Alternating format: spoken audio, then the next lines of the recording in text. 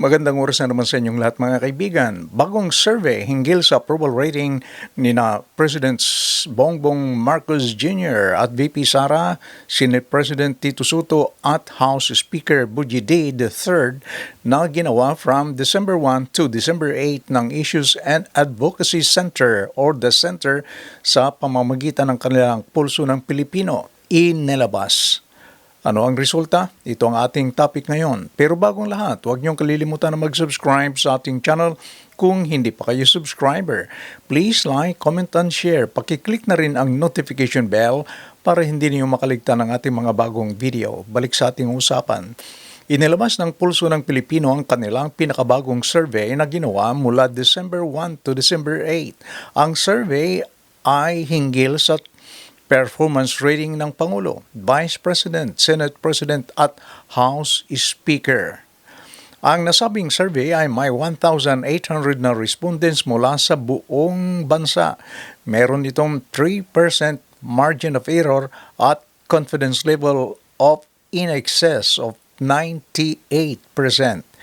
Tinanong ang mga respondents kung sila ay fully satisfied, somewhat satisfied, or not satisfied sa performance ng mga nabanggit na government officials.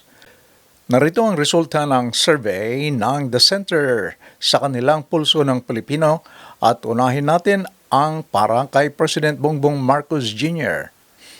Performance rating, fully satisfied, 11%. Somewhat satisfied, 29%. Not satisfied, 32%. Net performance rating ni President Bongbong Marcos Jr. ay positive 8%. Bagamat nananatili ang positive rating ni PBBM, ito ay isang matinding pagbagsak mula sa mga nakaraang resulta ng Pulso ng Pilipino Survey sa kanyang performance rating na umabot sa 49% noong March 2025. Iba't iba ang naging reaksyon ng ating mga kababayan tungkol sa pagbaba ng approval rating ni President Bongbong Marcos Jr. Marami ang hindi nagulat at itinuro nila ang mataas na presyo ng bilihin bilang pangunahing dahilan. Marami sa kanila dumadaing dahil sa hirap ng buhay. Paano na naman? Nahihirapan na sila dahil sa presyo ng bigas, presyo ng kuryente at iba pang mga pangunahing pangangailangan. May mga nagsasabing walang laman sa bulsa. Ang dahilan kung bakit bumaba ang tiwala sa administration. Ganon din, may mga nagsasabi na hindi natutupad ang mga pangakong pang-ekonomiya. At isa ring dahilan ang issue ng korupsyon at kung paano ito hinahandle ng ating Pangulo. Marami sa ating mga kababayan ang nagpahayag ng kanilang pagkadismaya dahil sa mga anomalya sa flood control projects at iba pang mga budget insertions. Lumalabas kasi na parang selective ang pag-iimbestiga laban sa mga umano'y sangkot sa anomalya.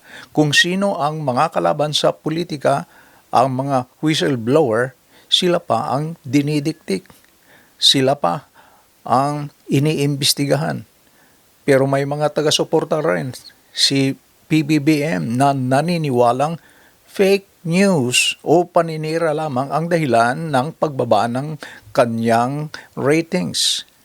Naniniwala silang kailangan lang ng mas mahabang panahon para maramdaman ang mga projects at reforma ng administration at hindi nababahala ang Malacanang at sinasabing magsisilbing gabay ang mga survey na ito para pagbutihin ang serbisyo sa publiko. Samantala, ito naman ang resulta sa performance rating ni Vice President Sara Duterte. Fully satisfied, 25%. Somewhat satisfied, 33%. Not satisfied, 26%. Net performance rating, positive 32%.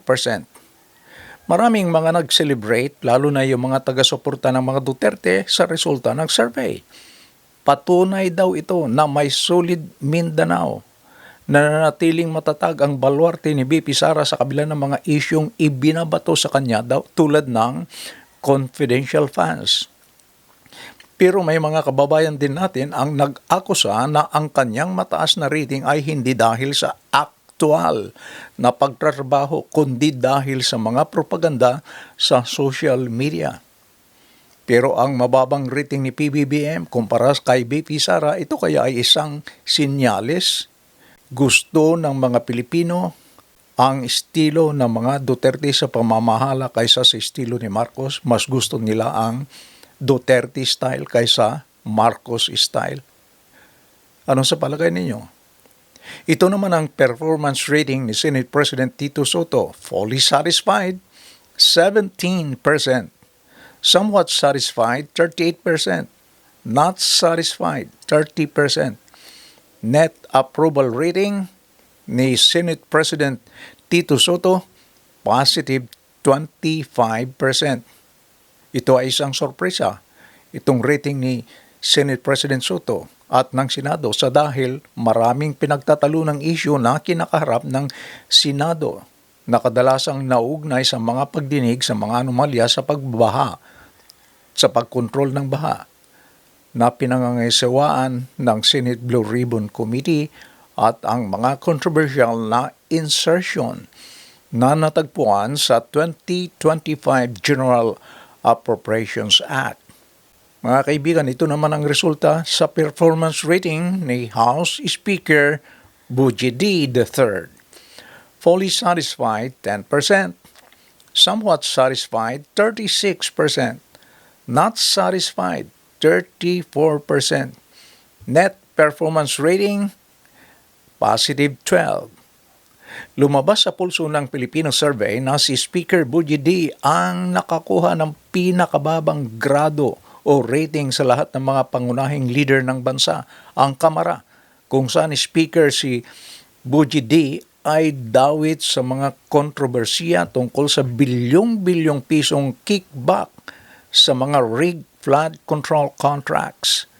May mga bumabatikos din sa pamumuno ni Speaker D dahil sa mabilis na pagpasa ng 6.7 trillion budget para sa 2026. Tinatawag ito ng ilang kritiko na puno ng insertions at plunder ready. Pero kahit na mababa ang grado ni Speaker D, iginigiit ng kanyang mga supporters na matatag ang kanyang position bilang House Speaker dahil 219 sa mga mambabatas, sa mga congressmen ang nagpahayag ng kanilang suporta kay D. Mga kaibigan, meron ba kayong opinion o pananaw sa nasabing survey ng pulso ng Pilipino? Kung meron, please leave your comment below. Hanggang sa muli, maraming salamat sa inyong panonood and please don't forget to like and subscribe. Bye-bye!